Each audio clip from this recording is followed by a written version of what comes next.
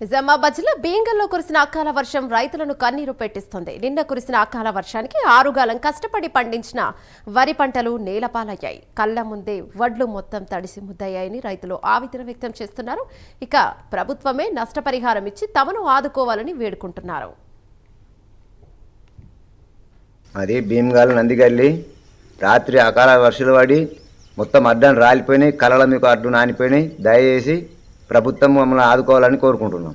దయా ప్రవీణ్ కుమార్, భీమగల్ పట్టణ కేంద్రం, నిజామాబాద్ జిల్లా.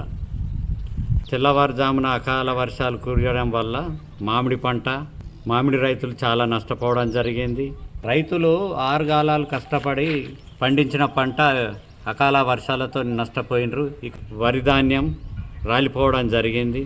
కోసిన పంటలు కూడా కొనుగోలు కేంద్రాల్లోనే నిలిచిపోయినాయి. వెంటనే కొనుగోలు కేంద్రాలు మొదలు పెట్టాలని ప్రభుత్వాన్ని కోరుచున్నాం.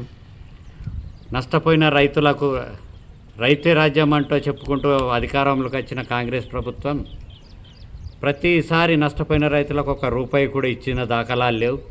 ఇకనైనా రైతులను ఆదుకోవాల్సిందిగా కోరుచున్నాం.